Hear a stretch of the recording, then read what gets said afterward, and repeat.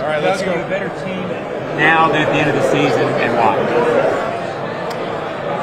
I mean, you would hope so, right? I mean, obviously, we haven't played a game yet, so we don't really know. But I feel like we've added some pieces through free agency that are going to help us. They give us depth. We got some experienced guys in like Eric Armstead, Mitch Morse, who can really add some, one, the competition you're looking for, but two, I think a veteran presence at those positions. A guy like Mac Jones to come in and solidify and really give us three quarterbacks that you're going to need, as we've seen, as history would say. Our number one thing, though, is to keep Trevor healthy. Our best chance of winning games is keeping Trevor healthy.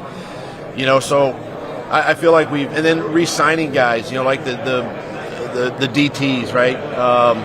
Daniel Thomas and Caleb Johnson and restructuring Brandon and, getting Ezra Cleveland back and just being able to kind of work through your roster that way and getting the guys that are going to help us win football games moving forward. What does that do? Well, yeah, you guys know I was in Kansas City when we drafted him, so obviously liked him, and now that he became available, and Luke's listen. It's not a knock on Luke at all. It's just a matter of getting better at a position, getting better as a group, and I think Mitch brings a veteran presence. He's done it for several years now, and it's really somebody that Luke can invest some time learning from, right, and understanding. I think Mitch's strengths can be Luke's weaknesses, and vice versa, right? Luke's strengths, Mitch's weaknesses, and they can really work together and have what I would that competition that you want, and so having a guy like Mitch, a veteran backup, come in, much like when we signed Brandon a couple years ago, just helps us better as an offensive line. Where does Gabe Davis fit into what you want to do on offense? And Gabe is that to me, he's like a Swiss Army knife. He obviously can run routes. The guy's right around 81, 82 targets a year for the last 4 years. If you average him out, so he's a big part of the offense. In Buffalo, and I think he's going to be another key piece to what we're doing. And we can put him in positions to block. We can put him in positions to run. He's a good route runner. He's strong. He's big. He's local.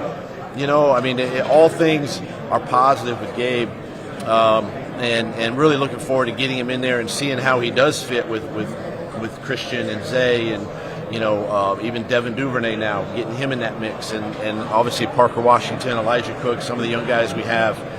It should be a really good, exciting offseason to see just how we can make all these pieces work. Alex talked about making more plays down the field. That's what he wants to make his next step. Evan Ingram, yeah. So is that the next progression for him, to be more of a downfield guy? Or that a lot of that depends on how you want to use him, right? Yeah, it depends on how you want to use him, but he's definitely capable of doing that. He's shown that. We've got, as a staff, we've got to put him in positions to do that, number one. And yeah, that for a guy like Evan, I think that's with his skill set, I think it's would only help us, right? With his ability to get down the field, his speed, strong to the catch point, all that kind of stuff. And again, I put it more back on us as play callers, decision makers, to make sure that we are putting him in that position. Was the Brenton Strange addition supposed to kind of help that? Yeah, it is and it will. Brenton's another young tight end that we got to find ways to get on the field and create some matchups. We like what he did last year for us, and we can build upon that. I think that tight end room is a strong room, even with Luke in there, and it just there's depth and there's stability, which you got to have. One of those free agent pieces that you brought in was Darnell Savage. What'd you like about him from free man? His nickel coverage ability inside, his ability to blitz. He's a good tackler. He's a willing tackler. He's a pretty good cover guy. Just all things that we were looking for at that position. And he's got the versatility to play multiple spots too on defense. So he does give you that safety flex if you want to do it. He can play that nickel spot if you want to move him in there. We have a young kid, Antonio Johnson, that's going to be a nice little work in progress there with these two guys, and just excited again to get him in and get him working when he can. The safety market they kind of devalue around the league. What's the impact value of having a versatile piece like Darnell, like a safety that can do a lot of things in your defense? I think anymore you're starting to see more guys with position flexibility. Just like you would offensive linemen, right? Guards that can play center, tackles can play both sides. Receivers, you can move receivers around. I just think it just helps your overall team. And if you do have an injury at a position, you can plug and play a guy. And so having a guy like Darnell who has that ability to play some safety, even Antonio, who we drafted. Antonio can play safety, he can play nickel. So you got the best of both worlds out of those two guys. How much do you? Is that important in the new defensive scheme for you guys to be able to do that? Yeah, it is. It is. Ryan's scheme is a little more 4 down. And look, you're playing 75+% anyway in nickel defense, right? So you're always going to be in 4 down fronts, and you're always going to play with a nickel, whether it's a normal nickel body or a big nickel, as a third safety, teams want to call it sometimes. But yeah, it's all part of what Ryan wants to do and what he wants to get accomplished. How much do you think not winning the division, especially, frankly, losing it the way you did, do you think will serve as fuel for the guys that are coming back? Yeah, you're obviously as a coach, you're hopeful that's the motivation, right? I mean, the way we finished the last month and a half is not our standard, and it's not what we talk about. It goes against everything we talk about, really. And we still had opportunities all the way to the 18th week of the regular season. So, we're there at the end. We just got to figure out a way to kind of push through that envelope and be there. And credit Houston. I mean, they battled their tails off all year. They were much like us a year ago in 22. We had to battle our tails off to get where we got to. So credit to D'Amico and his staff and those players in Houston, for winning the division the way they did. Flip back to what you mentioned. You were the hunter in 2022. Last year, you're the hunted. Are you, in some ways, I mean, you had to get to Philly. Your team's in Philly the same way. Started out as hunters and then became the hunter. How do you kind of balance that? Do you feel like teams do better as the hunter? Or? I guess. I mean, now we're going back to the hunter again, right? I mean, but this is the culture that I want to establish in Jacksonville, and this is the reason why you go get guys like Mitch Morse and Eric Armsteads and the Darnell Savages and guys that have been to the postseason. These guys have been captains on their teams, and they've been to Super Bowls, they've been to AFC Championship games. So these guys know how to win, and that's kind of the influx of talent that we want to bring onto our young roster. Guys that have been there, done that, and again, it's just I've got to continue to message the team in the right way, and there's got to be a sort of a confidence about you that when you take the field on game day that hey, there's going to be game, you're going to get beat. I understand that, but you got to have that confidence and that swagger that you're going to get the job done, on game day, and I think bringing in some of these free agents we did this spring are going to help that. How long did it take you to shake off the Titans loss, just the way it happened?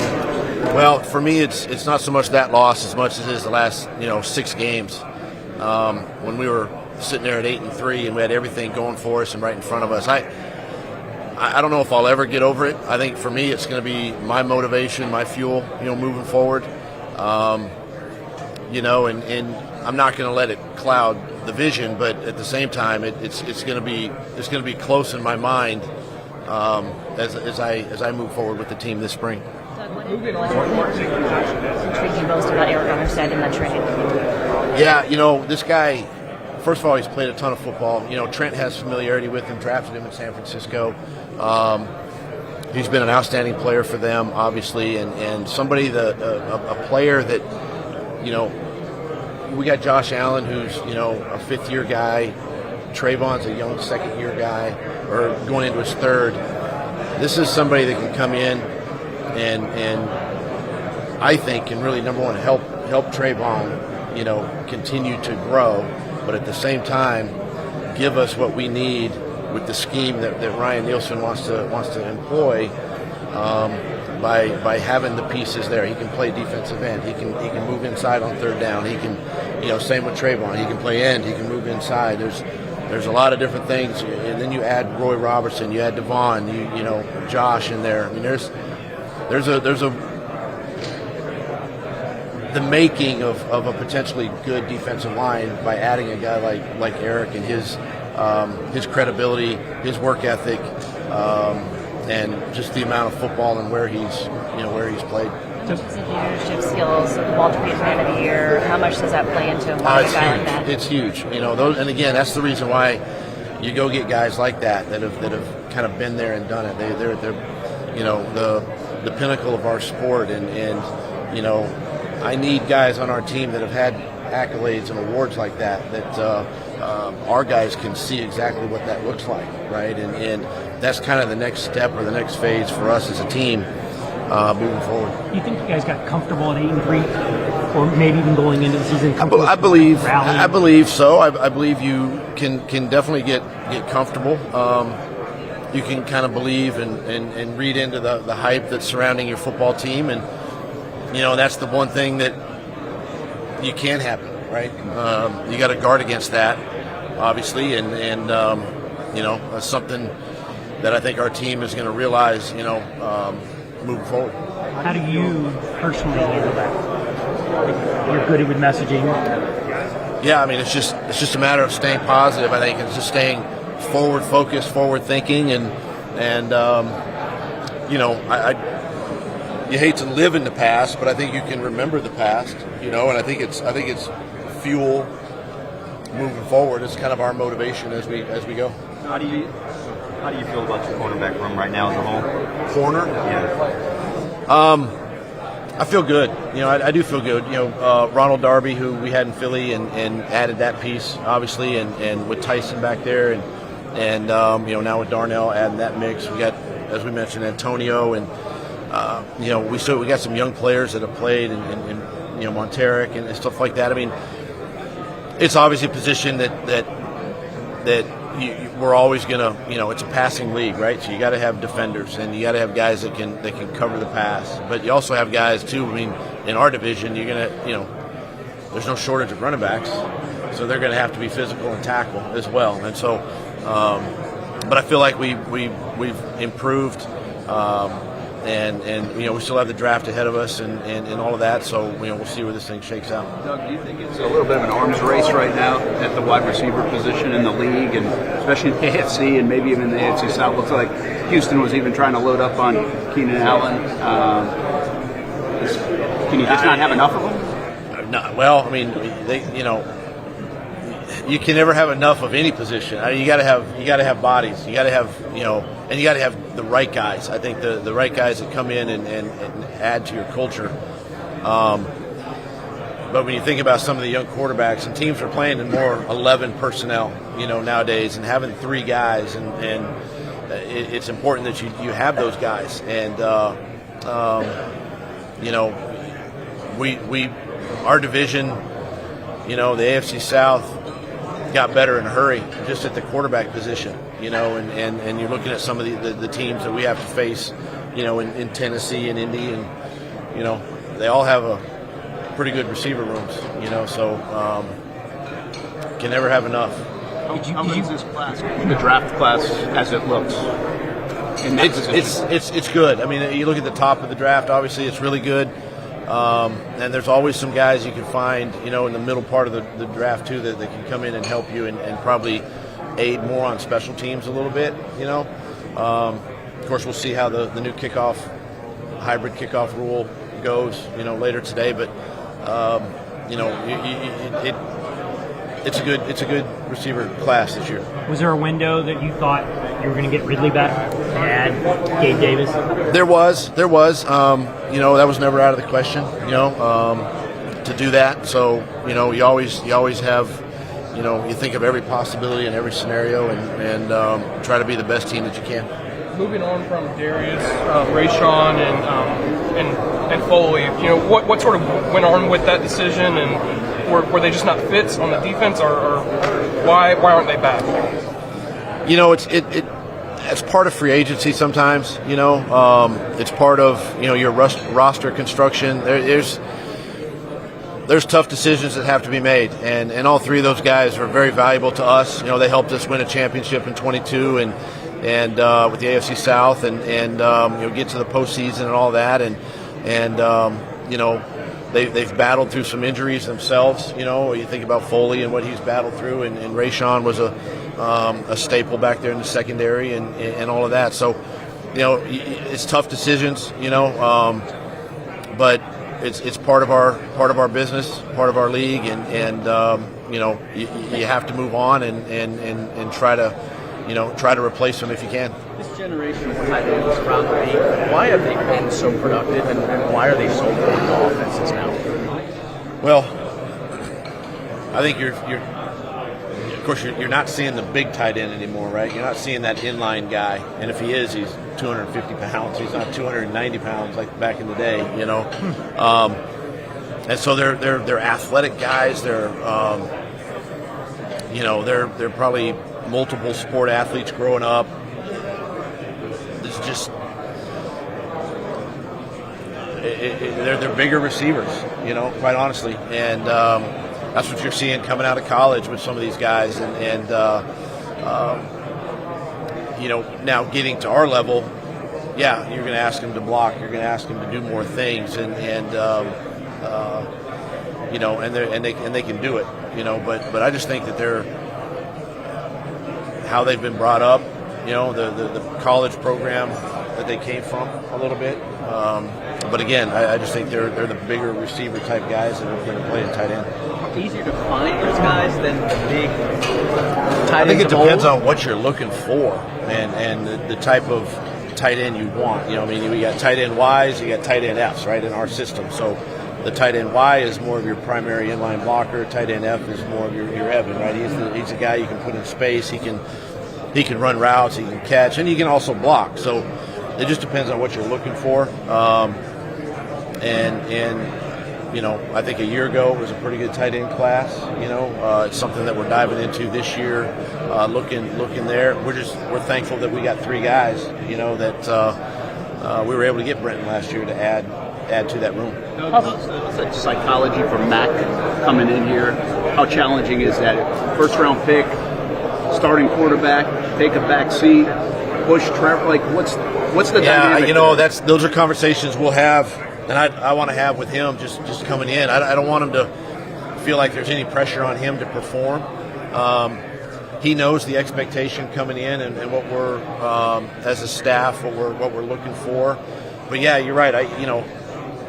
I'm not in the mind of Mac Jones, but you're a first round pick. You had an excellent rookie season, and then things kind of didn't go the way you wanted to, and then you get sidelined a little bit, in there, and everything kind of feels like it may have gotten derailed, and that's not who he is, obviously, and so part of it too is just building that confidence back, and letting him go out there and compete where he doesn't have to be the guy, right? And just go out there and show us what you're capable of doing, and that's the expectation. Do you like the kickoff proposed change? I know something's probably going to happen. I think there was around 20% of the kickoffs, 21% of the kickoffs last year were returned, right? 0 out of 13 kickoffs in the Super Bowl, I think, were obviously not returned. They were all touchbacks. I just think it's a play that has gone away in football. But we also got to remember, it can also be a high injury rate play, and so we got to think about player health and safety and keeping our guys healthy. So, it's a unique proposal, obviously. I think there's more questions that have to be asked, and we'll see where it goes. You said AFC South. How surprised were you that C.J. Stroud developed how fast he did?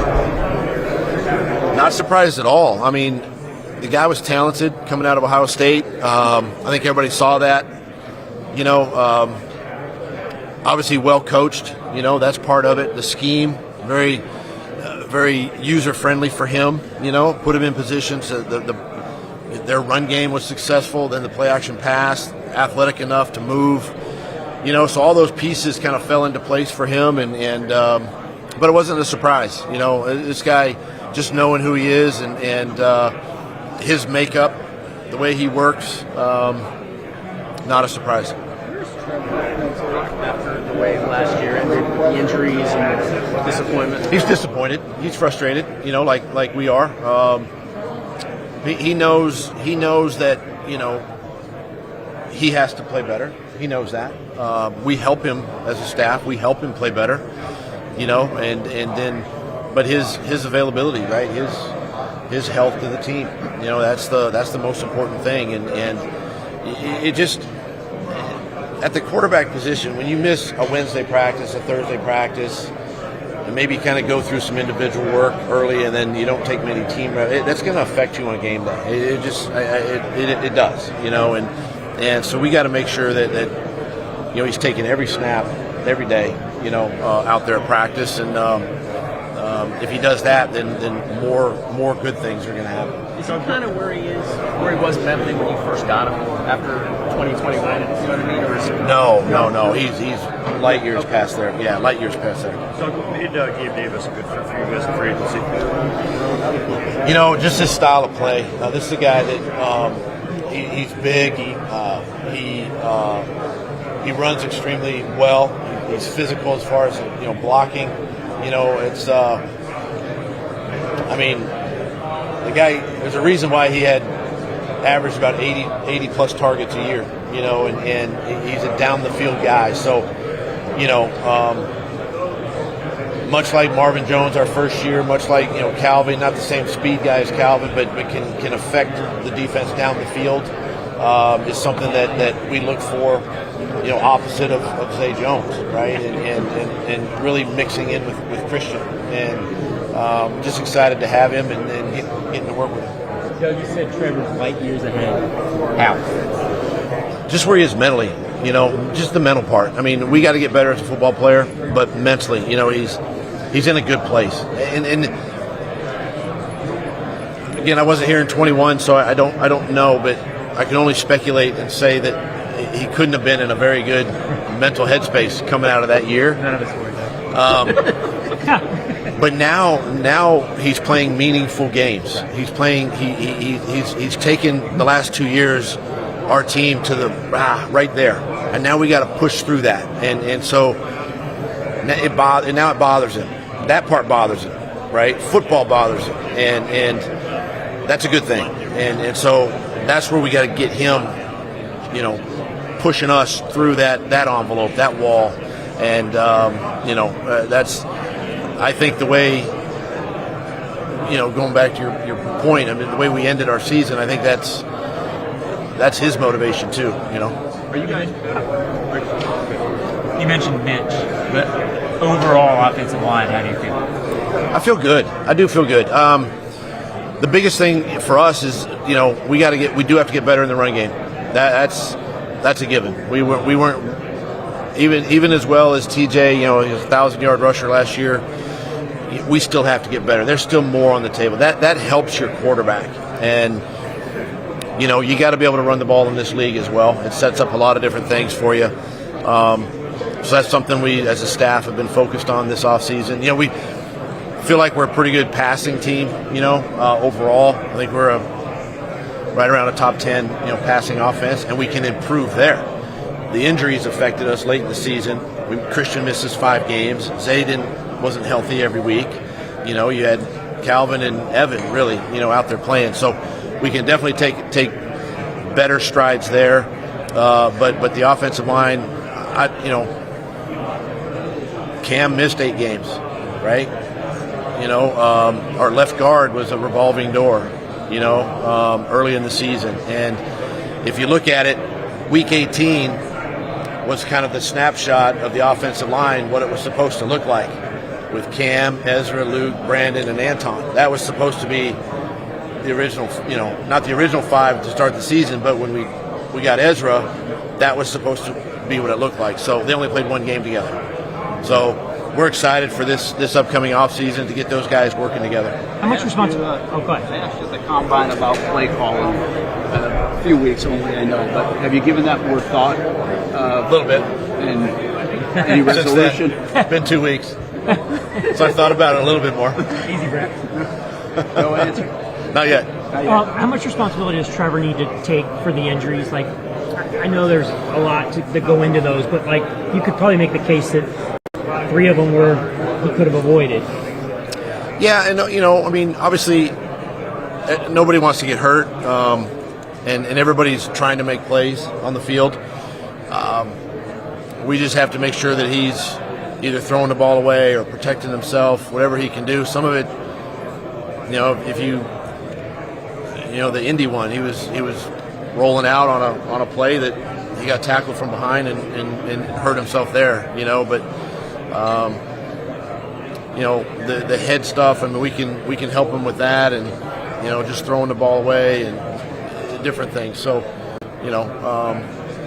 he can do it himself, obviously, but at the same time, we need as a staff make sure that we're helping him do that. Got about 5 minutes left. Coach, what is Detroit getting in Coach Townsend? I think it is hard to.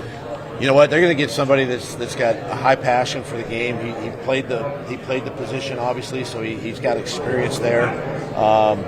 He's a good leader, on the field. He did a nice job of getting those guys ready to play each week, and he's going to bring a lot of energy, and that's what you like about him. Trevor, the contract stuff, I know you don't involve yourself as much with, but does that, whether it's Josh or Trevor, does that impact how their business kind of gets done, your football team, your locker room, any of that stuff? I mean, you hope it doesn't, affect them, moving forward, whatever happens, however it plays out. Obviously you try to get something done, sooner than later, right? But listen, they're both great players. They're both Jaguars. They're starters. They're the leaders of our team. That part's not going to change. They're athletes. They're competitors. And when they step out on that field, that's what takes over, right? Is that competition and all of that. So, I know they let their agents handle all the dirty work and the heavy lifting, and they just have to go play. Do you have enough at receiver right now? Is there something else, anything else you'd like to add to that room? I mean, we're going to consider and look and see if we can continue to add. We're going to add receivers, and we're not, we need 15 or 16 guys going into training camps. We're going to add guys, right? We're not where we need to be. It's not the final product, but look, if there's somebody sitting there that makes you better, you can do everything you can to try to do that. So it's we talked about it. It's a good receiver group this year, and if you can always add talent wherever you can. With a young quarterback, what's the best thing you can do to put them in a position to develop early and have that early success? I think one of the biggest things you can do is help them with the run game. If you get your run game going, then that's going to open up some things in the pass game, play action pass, your movement game, all of that. And then just having the right pieces around him, having guys that he's comfortable throwing the ball to. The guys that he's kind of knows. Like for me, it was the Zach Ertz to Carson Wentz, right, when he was that rookie quarterback, and there was confidence there and understanding that. And I think with Trevor 2 years ago was Marvin Jones was the guy he had the most confidence in. And then he got better with Zay and with Calvin and Evan and guys like that. So, but I do believe it starts with the run game. You mentioned Armstead. How important is Devon Hamilton getting back to being Devon in there? To me, I think that's the key, right? I think that's, for Devon and all indications, right, this offseason that he's trending in the right direction. He's getting back, and I'm excited for that, and I know he is too. And that was we missed that piece last year. And even though he played late, he just wasn't the same, and so getting him back to full strength with guys like Eric and Roy, this is going to be great for Roy too. Having a guy like Eric in there to really, again, just a veteran guy, to help those guys. So, but yeah, Devon is a big piece. If you look at Trevor's turnovers, it seems like it would scare a lot of people, organizations. You guys seem unwavered, though, that he's the guy you want him on to the be. outside. On the inside. Do you think he can fix that? Yeah, you can. You can fix it, and obviously, yeah, interceptions are going to happen, but it's the pocket stuff, right? It's the fumbling in the pocket, out of the pocket. That's the part that we can help him with, and the ball security stuff, and just got to get. It's hard for young players because they feel like they can make every play, and it's okay to throw the ball away. We just got to keep educating him, in these situations, and but yeah, you can coach it, but you are the guy that's touching the ball every snap. So, we got to make smart decisions too. Does he tell the rest of the offense when he does his quarterback sneak? Is that part of it?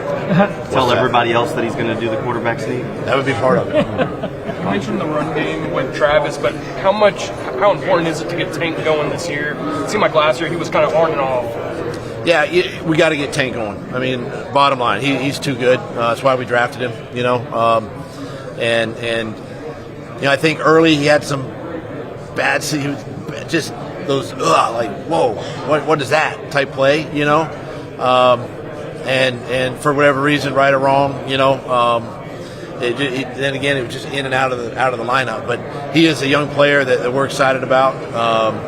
Definitely, as we talked about last year, we could take some burden off of ETN a little bit. Keep him healthy for the remainder of the season. Is Savage or Nickel going to compete at that spot? He'll compete at that spot, but he goes in right now, as the one, right there, and then you got Antonio in the back end,